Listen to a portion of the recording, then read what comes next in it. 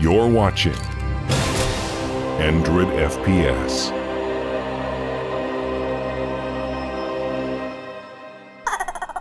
Hey guys, Android FPS here. I got another video for you. This is a sequel to a video that I had done previously called The Secret to Success in Professional CSGO. If you haven't seen it, it's not going to make any sense, so I'm leaving a link below that you can click. Just stop the video now and watch that first.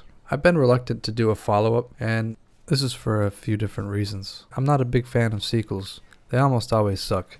Matrix 2, Batman 2, Exorcist 2, The Never-Ending Story 2. But then I thought, wait a minute, there's some real gems out there too. I mean, Star Wars, Empire Strikes Back, Rocky 2, Poltergeist 2, Troll 2. And then I realized, you know what, Android?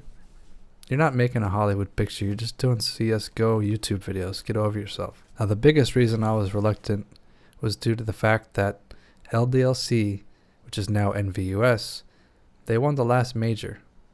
They didn't have a single fat guy, and their GHR was clearly higher than 1.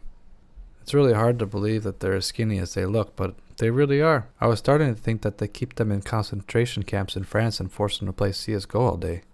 I've seen pictures of people in Auschwitz looking healthier than these guys.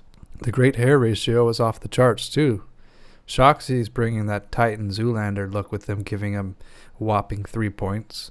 NBK, he's got that long, silky, smooth hair, good for 2 points.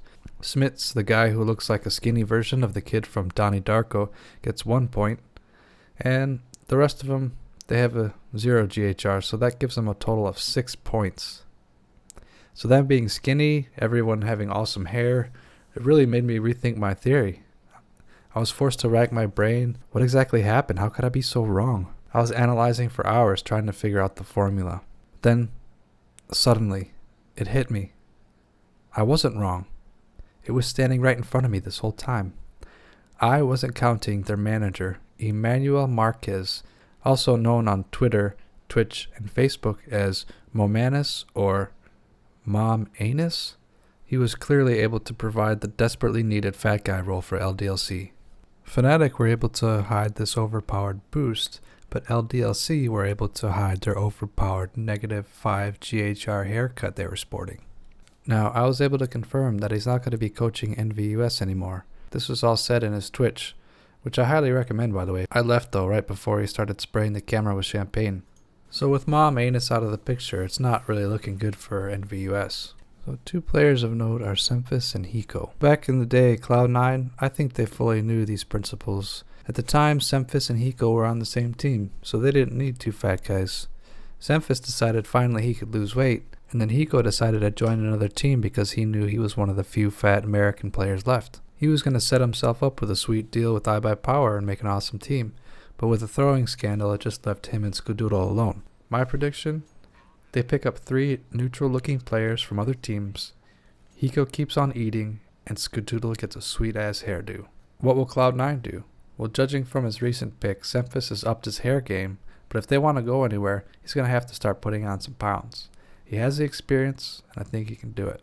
What about Virtus Pro? Well, Snacks is fat. Now what about Nip?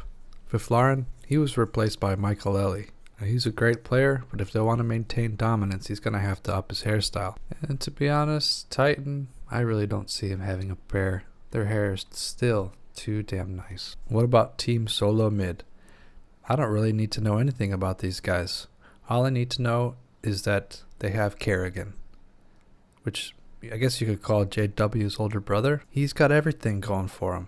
He's got the weight, he's got the hairstyle, just needs to make sure that everyone around him is pretty damn neutral looking. Now, Fnatic, they've had the formula down pretty well for a long time, so as long as they don't make any changes, I think they'll be alright. It's pretty exciting seeing these new American teams, but I'm not too optimistic.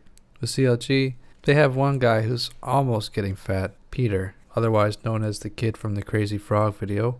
He's not really fat enough to qualify, in my opinion, as a fat guy role, especially for an American.